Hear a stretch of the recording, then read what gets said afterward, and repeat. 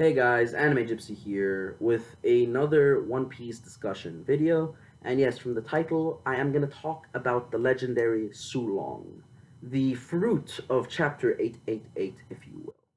And I came up with a few lists of people that might or might not be able to achieve Sulong, and people that we know for a fact could, people who are certain of, people who are total mystery that are hinted to be able to do it, the probability of certain people being able to do it, and so on and so forth.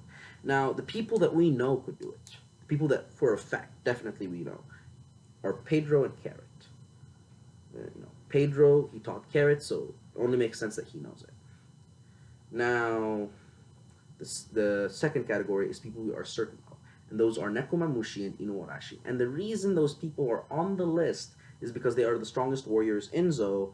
They are old of age. They basically created the day-night system, so they're really not affected by it, which I'm gonna get to in a minute. So basically, since they predate the day-night system that happened, they would both be able to achieve Sulong, and Nekomamushi wouldn't have an advantage over Inuarashi. And you get where the next part of this video is going.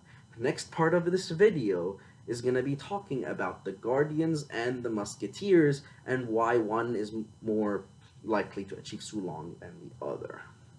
Now, straight up, if you are a Musketeer, you are less likely to achieve Sulong than if you are a Guardian. The reason I'm saying that is a lot of the Musketeers, if you're a Musketeer that operates only in Inuarashi's hours, then you are less likely to achieve Sulong because you rarely get to see the full moon. Come on, you're asleep. You don't get to like pee at the full moon. Peep, no peep, yeah, peep at the full moon. No. So it only makes sense that you need the full moon to train for a wear transformation. So that makes sense. So I think, yeah, that makes sense. Now the Guardians, on the other hand, we have Pedro. Ruddy and Blackback. And to be honest, I don't see Ruddy or Blackback achieving Sulong because they haven't been that relative of characters. And I know what some of you might be thinking. Wait, Carrot is part of the Musketeer squad. How is she able to achieve Sulong? And that is because she's also a Nightbird. And I believe that's the term. Nightbirds are people that operate both in Inuarashi's time and Nekomamushi's time and sleep somewhere in the middle. So with them, we have Carrot, Wanda, and Carrot. Actually, no. First, I want to talk about Sicilian. Sicilian is a musketeer. He's one of the most renowned fighters in the entirety of Zou. And yes, he has a disadvantage of achieving Sulong.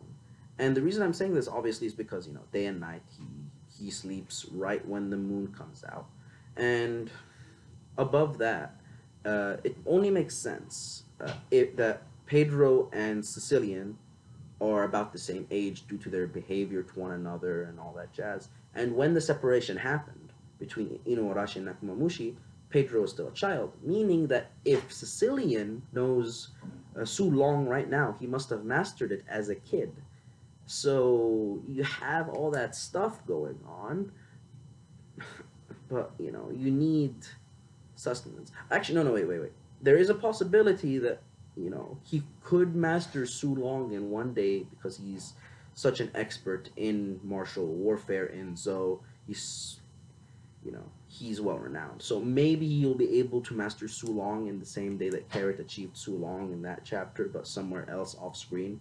Maybe that's a possibility, but I don't see many of the Musketeers achieving Sulong. I see it more as a Guardian thing because the Guardians have been more active during nighttime, so they had more time to train. And I'm definitely sure that there are Guardians we have not met yet that probably know Sulong. And now the next category I'd like to talk about are the Nightbirds, and those are people who operate in times where Nakomamushi is awake and Inuarashi are awake. So they exist. They are conscious both during day and night. And that's how Carrot was able to master Sulong, because she'd go to Pedro after she trained with Sicilian and be like, hey, Pedro, I need your help. And that's where Pedro gave her the claw thing and also taught her Sulong. So that's how that happened. Now, the other people that we know are Nightbirds for a fact are Wanda and Monji. And with Wanda, I don't know. But, if she is Sulong, good for her. Now, the guy that the next guy I'm going to mention isn't verbally confirmed to be Nightbird, but we see him awake during the day and the night, low key, and that's Monji. And Monji was awake during the day when he literally just walked up to Jack the Drought and tried to rationalize with him. You know, this old man walked up to Mr. Psycho and was like, "Let's talk logic, young man." No, no, that's not how it works. So this guy, just it seems like there was so much effort done in his design and so much emphasis on him being one of the first characters we get introduced to in Zoe in terms of what was going on in the flashback, and we see him later on at night with Zoro. So it's just he's always around those powerful characters, and there's so much effort in his design. I just wonder if he's going to become more relevant later on. So that's why I'm iffy with him, because you have like low key hints that he's a Nightbird with him being awake during day and night, and him addressing Jack and hanging out with Zoro. Just magnet for Strongfall, and he doesn't seem like he's like obsessed with their greatness or anything. Like he's used to that stuff. So I'm guessing this guy is, if anyone, he's more likely to have mastered Sulong than Wanda, I believe, to be honest. Now, in terms of characters we don't know, we don't know if they're able to do it or not. I'd have to talk about three people: Peckham's, Beppo, and Faust. And first, Beppo. There is no way Beppo knows Sulong. End of discussion. Actually, no. For you Beppo fans, I'll explain. He left Zoe early. He doesn't know much about basically warfare in Zoe, so it doesn't make sense for him to know it. Plus, he's not that strong of a character from what we've seen from him so far. The second thing, second person, Peckham's. Now, to be honest, I think Peckham's role in the entire One Piece story is establishing a sort of weird connection between Big Mom and Luffy and the Minx. And since he's already achieved his role of leading Luffy to Totland, I think his purpose in the story is basically over. Now, finally, is Faust, and Faust is Jesus. He just screams nighttime. So many hints. He looks like a character straight out of a noir film.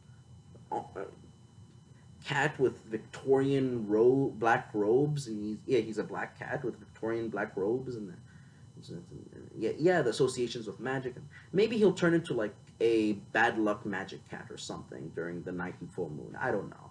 That's obviously a Aspel theory, but who knows? He's a mystery. There's actually a theory by Tekking 101 stating that he was the reason why Jack found Zoe in the first place, and the logistics behind it is that Kaido Kaido basically raped Basil Hawkins, basically. So when that happened, most likely, Hawkins' crew is now under Kaido. So what ended up happening was, Faust is now a member of Kaido's group because he's not in prison with, Kid, and Killer. So you have this thing happening where the only connection that we know of between Kaido and Zoe is this hairy motherfucker. So the likelihood of him betraying the Minx is high, as well as the word Faust meaning something along the lines of betrayal and black magic and all that jazz. So, his name and him being the only connection between Kaido, Jack, and Zoe is basically good evidence for the fuckery that happened later on, how Jack was able to find the Phantom Island Zoe. Spoiler alert, it's a land of furries that is above an elephant in the middle of the ocean. Just shows you how wide Oda's imagination is. Alright, and I'll end on this note. This is all I had to say on Sulong. And, all I have to say now is Sulong, guys. Anime Gypsy out.